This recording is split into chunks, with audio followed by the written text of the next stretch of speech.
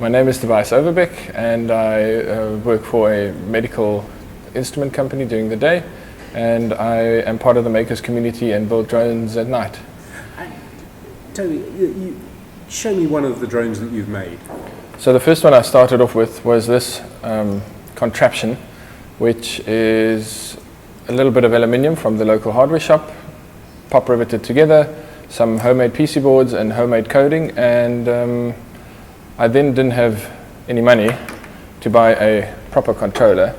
So the cheapest option I had was a couple of gyro sensors lying around at home, which then inspired the glove-controlled quadcopter. Yeah. And I didn't realize that I would be working on it for at least a year and a half to get it to this point. Get a glove to control? The first one was getting everything into a package that would actually fit onto a glove. So the first one had a big board strapped to my arm and only the sensors on the glove. And as I got better with the PC boards, and manufacturing my own makes surface mount technology a little bit difficult, but this is, I think, the third or fourth prototype now, that actually everything is completely connected in one single glove. And it has a little display on it, which was also a problem because the microcontroller I use is based on Arduino, which means it's quite limited in speed and space and what it can do. So to get a 128 by 64 pixel screen reading my gyro accelerometer data quickly enough to then still send it out to the receiver, that was the trickiest part, to actually find a protocol where I could eventually do everything fast enough. And because I'm an electronics guy, making the boards is not a problem. Writing code, definitely not fun. Right. And some of these drones actually have cameras mounted on them. Yes, so through the initial glove-controlled quadcopter, I got in contact with the local quadcopter racing scene because they wanted me to demo it for them, hoping that they could use it for racing. That isn't quite there yet, but we're getting there. So through them, I actually found what we call FPV quadcopter racing, first-person view. This is probably the smallest one that you can these days buy. Yeah. You just point at the camera because it's so tiny. Yes, yeah.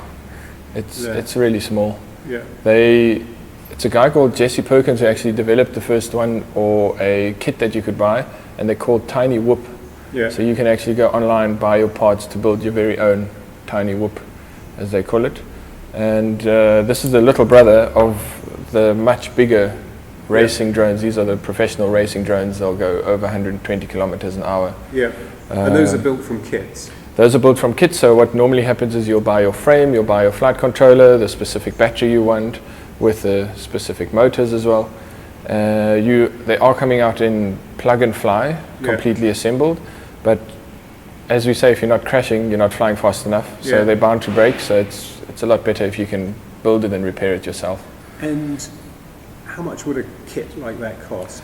So the more expensive kits, if you want a really decent radio with a competitive quadcopter, you're looking at about $2,000 is definitely the higher end of the spectrum.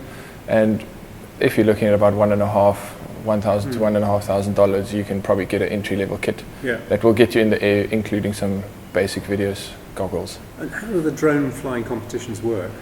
So we've actually had the third regional competition in South Africa 2 weeks ago, and they normally structure around various heats between 4 and 6 people.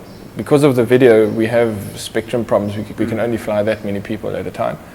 There'll be various heats, and then there'll be finals after that to then determine the winner. We had various amounts of finals and also various levels because the sport is quite new, and there's just everything from sponsored pilots to guys that have flown a week previous to the races for the first time that are all coming together. And how long do the drones fly for? So the races itself are normally about 3 laps. They take between 20 seconds a lap and double that, 3 times that, depending how slow the guy can fly. But what's the capacity of the drone to fly? The capacity to fly, so the racing quadcopters, they fly between 3.5 to 8 minutes. If you're just hovering around, we call it Sunday cruising between the trees, you can get between 5 and 8 minutes. But at racing speeds, you'll do 5 minutes, maximum 4 maybe. depending on how fast you're flying.